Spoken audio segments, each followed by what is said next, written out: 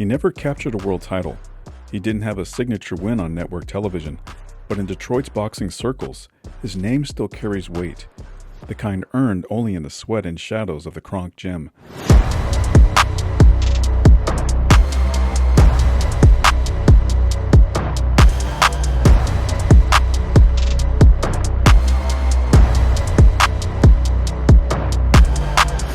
Born Arthur Bernard Mays in 1960, but he ditched Arthur early on. Too soft, too square. On the streets of Detroit's west side, you had to be tough just to survive. Where I come from, Mays said, if a dude wasn't tough, he got stomped. I had to be bad to survive. So he became Bernard, and then he became super bad. He first walked into Kronk at age 10, brought by his cousin, Charlie Big Tuna Jordan, a 5'7" journeyman heavyweight whose resume included a 25-fight losing streak. But Jordan gave Mays more than a ride to the gym. He gave him a portal into one of the greatest boxing factories of the modern era. That's where Mays met trainer Emanuel Stewart, the maker of champions. And almost instantly, Mays made noise. Within months, his fists were writing chapters most amateurs spend years drafting. He became a myth inside Kronk, a whisperer, a warning, a legend in headgear. He was so sharp, so naturally cruel with his angles and speed, that a teenage Thomas Hearns, a future Hall of Famer, considered quitting the sport rather than keep absorbing the punishment from his quiet gym mate. At 14, Mays captured the Junior Olympics title in the 106-pound division, a wiry whirlwind too fast to catch and too sharp to ignore. By 16, he'd climbed the ladder again, winning the Junior Olympics in the 139-pound class. He racked up over 98 wins with just 2 losses, numbers that turned heads. Former welterweight contender and Michigan boxing commissioner Chuck Davey didn't mince words. He called Mays the best prospect ever to come out of Michigan. But even as the trophies piled up, so did the red flags. At 16, the cracks started to show. The same year he won his second Junior Olympic title, Mays began slipping, not in the ring, but around it. The culprit was alcohol. I could smell the liquor on his breath, Hearns said. Hell, when we sparred, he was usually drunk most of the time off Colt 45 malt liquor. But the boy was bad. No, I mean super bad. Trainer Emanuel Stewart noticed it too. Mays became moody, unreliable.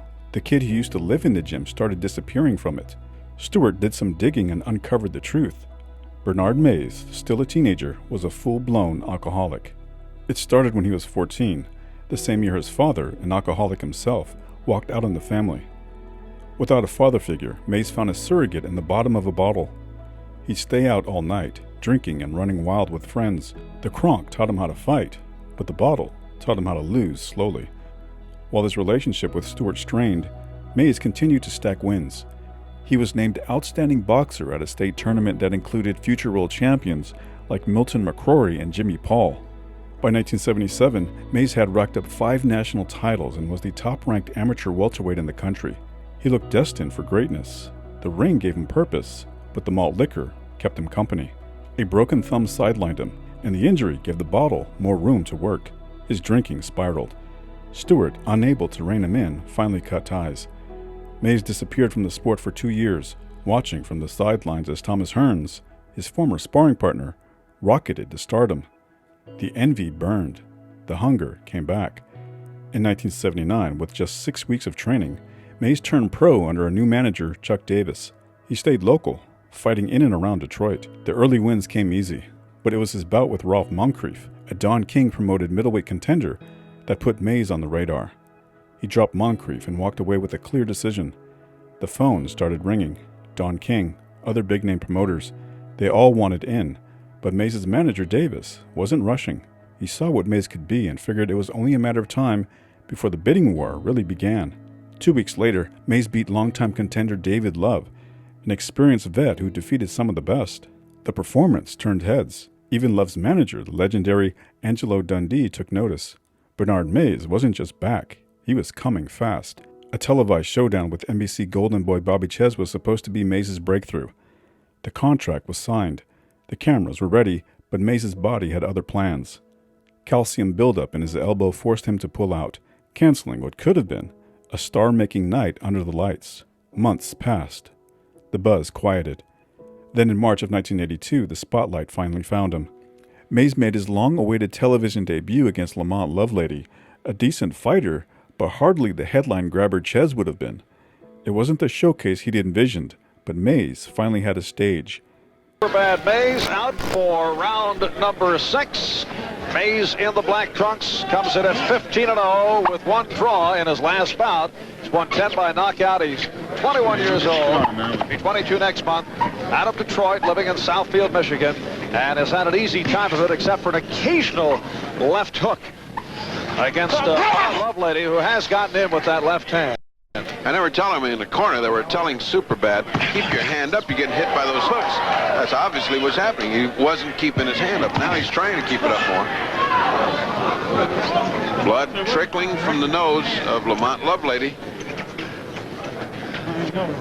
Again, the smile, friendly. Lamont out of Des Moines, Iowa, 28 years old.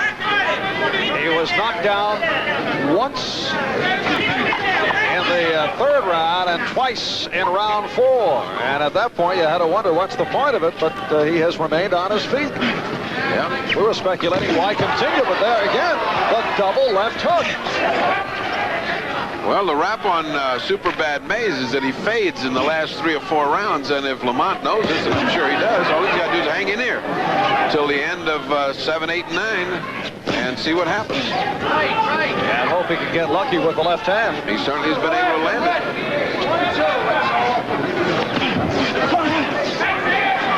No end of courage and heart on the part of Lamont Lovelady. Right now, he is stalking Superbad Mays and landing that left hook. Again, the right hand comes down on Superbad Mays. I don't know why. Look at that. Look at the way he carries the right hand. No wonder he's getting hit by the hook.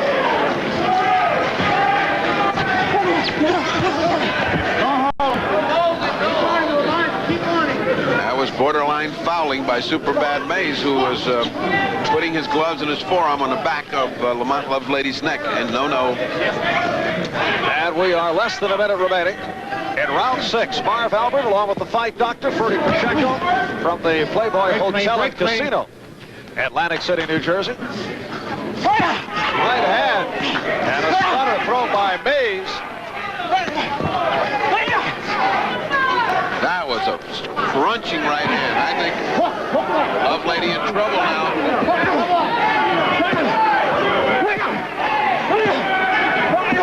It is purely cover-up here by Lovelady. And again, the question is lasting out the round. It appears that he will.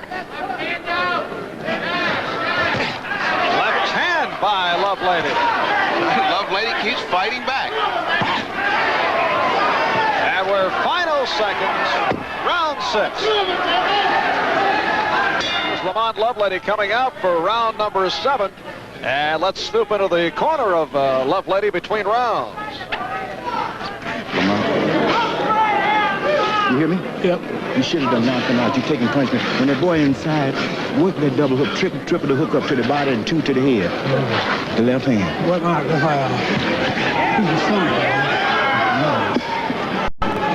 Lamont Lovelady saying he keeps thumbing me in the eye.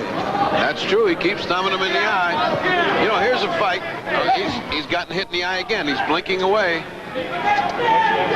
Here's a fight that is a runaway for Superbad Mays, but Lamont Lovelady keeps making it interesting. And we're getting into the territory that Superbad has a bad reputation on. So while they call it Superbad, combination thrown by Lovelady. Yeah, he's bad in the first 6 rounds, but he's super bad 7 to 10. Good exchange.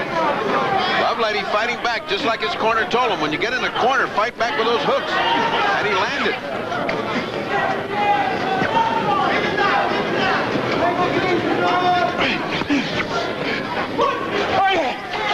Great right followed by the left, thrown by Mays. Mays has put Lovelady down 3 times, but Lovelady continues to battle back. The left hand by Mays. They're trading evenly in the corner.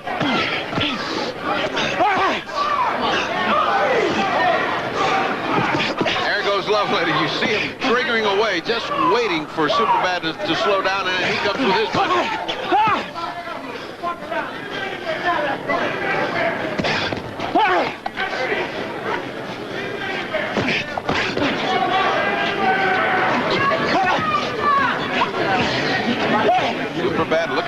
combination that will put Lovelady away, and he just can't find it.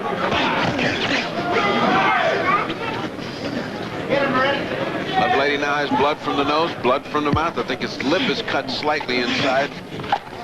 And his right eye has bothered him on several occasions after getting thumped by Mays as we approach 30 seconds left in the 7th round, scheduled for 10. It appeared to be all over in the 3rd or 4th round. Superbad is not getting out of this cheap either. He's got some lumps and bumps under both eyes. He still has not learned about that right hand to keep it up to avoid the hook. And Lovelady's corner keeps saying, you can hook him all night long. And that will do it for the 7th round.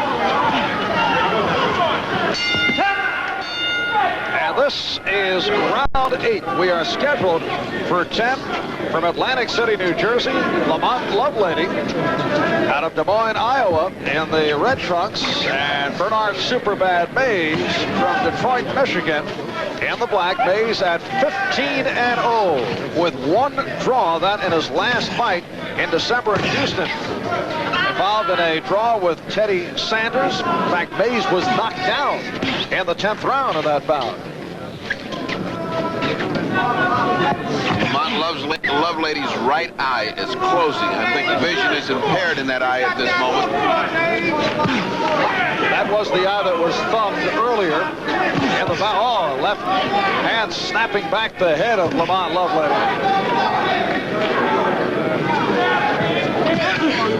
And again, a right hand landed by Mays.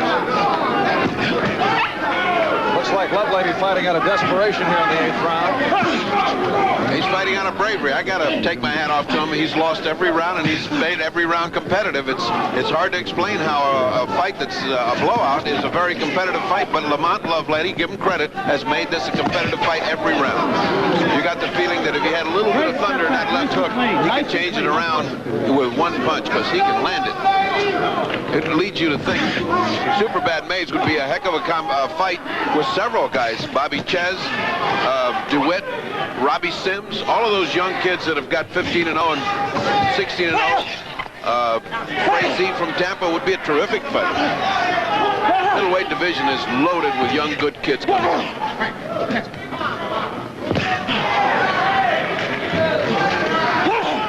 Mays, in the process of throwing a shutout, he has put Lovelady down 3 times and just continues to land on the face of Lamont Lovelady. We're less than a minute remaining in this 8th round.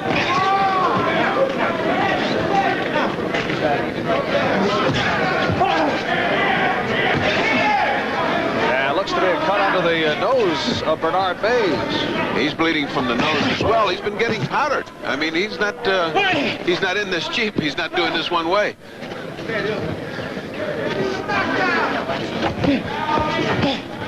Here's the overhead showing the movement and showing the use of the ring, and also showing how Don King, hanging in the rafters, is floating over his name in the middle of the ring.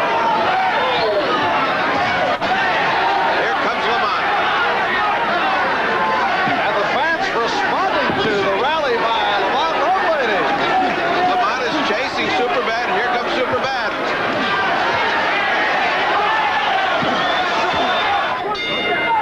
And this is round 9, and Lamont Lovelady in the role of the underdog, receiving support from the crowd. And Fruity, he gave Lovelady the 8th round, and on our scorecard, that is the first round that he's won.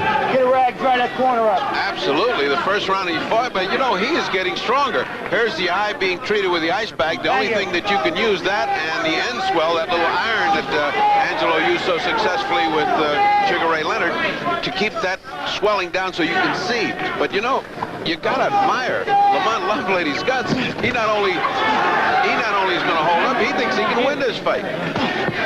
Well, he would need a knockout in the final rounds to pull it out, because Mays well ahead on the scorecard, and he knocked Lamont Lovelady down 3 times, but not able to put him away.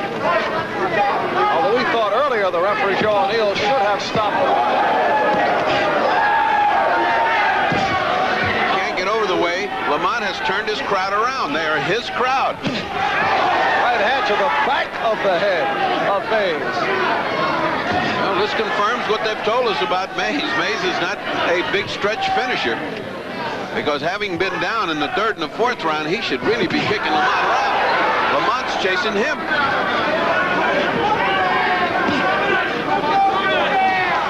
Again, the endearing smile, Lamont Lovelady. And Bernard Mays up on his toes and looking to continue the circle route as we pass the halfway mark in this 9th round. We're scheduled for 10.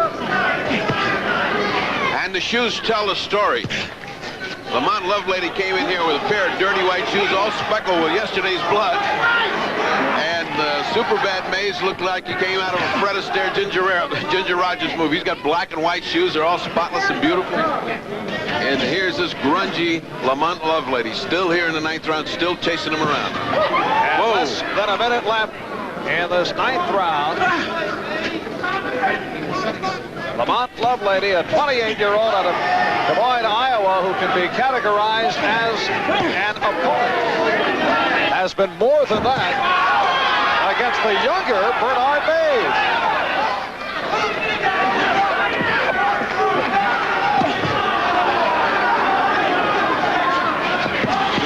Oh, had that connected.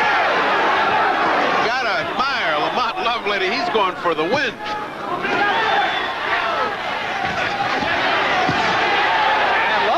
Continues to stalk and take these last couple of rounds away from Mays.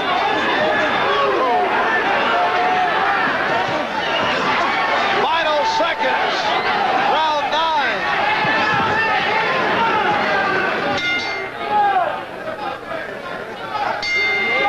10th and final round. Lamont Lovelady, in a surprise, has taken the play away from the highly touted Bernard Superbad Mays, although Mays well ahead on the scorecard. Mays can only lose this by a knockout. But he has not impressed or added to his laurels by this fight.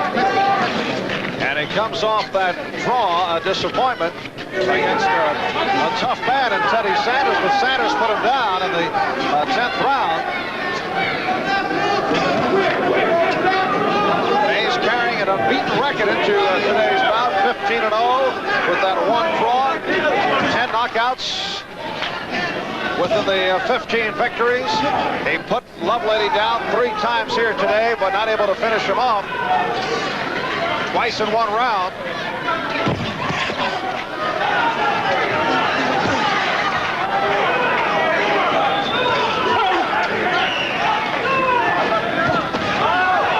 Right hand, an awkward right hand by Lovelady.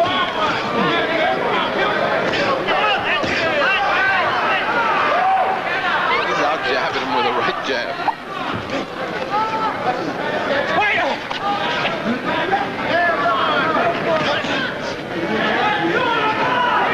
Superbad is fighting like he closed the office about 3 rounds ago and is just waiting for the end. Lovelady trying to surprise Mays as he went southpaw, and he has shifted between the convention on the southpaw the last few rounds. When he went to the right jab, he out-jabbed Superbad Mays. That is a surprise to see a guy just switch on you.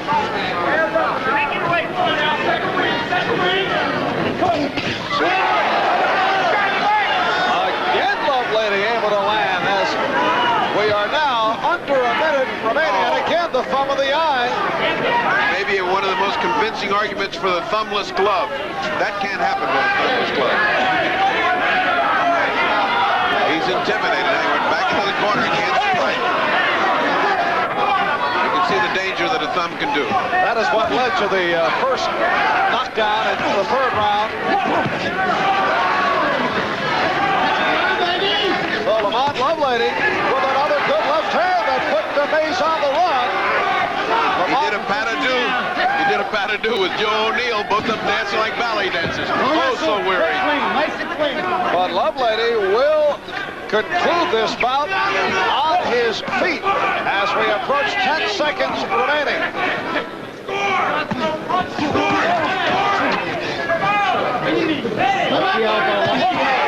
Superbad Mays not able to put away Lamont Lovelady, but he will win by a decision. And the official decision for Bernard Superbad Mays, a unanimous decision over Lamont Lovelady. Ferdy's scorecard had it 7-3 for Mays, with Mays winning the first 7 rounds and Lovelady coming on to win the final 3. Mays. After the victory, the spiral resumed. Mays' battle with the bottle wasn't just a side story. It was the main event. That beer just tore him up, trainer Roland Scott said. He would get absolutely smashed. The gym visits grew fewer. The fights stopped coming, and patience wore thin. Manager Chuck Davis finally had enough. But instead of turning things around, Mays lawyered up. He hired Detroit attorney Albert Hatchett to break the contract, and Hatchett became his new manager. The drinking only got worse. He fought twice in 1983, retired, then came back the following year in a fog. By 1985, Mays was a ghost, a forgotten name on the back page of the boxing magazines. He was stopped in 2 rounds by journeyman Matthew Lewis, crumpling after a vicious left to the liver. Mays split blood on the canvas. The next morning, he was hospitalized with an inflamed pancreas. Years of alcohol abuse had caught up to him. A doctor gave it to him straight. Keep drinking, keep fighting, and you'll die. Mays moved back in with his mother. His dreams of boxing superstardom were over. Now it was food stamps, Social Security, and a quiet descent. When his mother passed 8 years later, the man once dubbed Superbad was placed in a new light nursing home in Detroit. Years of drinking had done their damage. Within a year, Mays began to fade fast. When I saw him there at the end, trainer Roland Scott said, his stomach was so swollen, it looked like he was pregnant. Mays was suffering from a grim trio of diagnoses: diabetes, chronic pancreatitis, and chronic malabsorption syndrome. Once hailed as the most naturally gifted fighter to ever walk through the Kronk gym doors, Mays died on March 1, 1994, at the age of 33. There was no grand farewell, no tribute banners or slow-motion highlights. He was buried in an unmarked grave in Mount Hazel Cemetery, a forgotten patch of land on Detroit's west side. He was the most talented Kronk boxer of all, Emanuel Stewart said. He was like a legend. Bernard Mays burned out before his parade could start. They still talk about him in the back corners of Detroit gyms, between cracked heavy bags and busted dreams, a name spoken like a prayer that never got answered. He didn't leave titles. He left stories, a reminder of what almost was.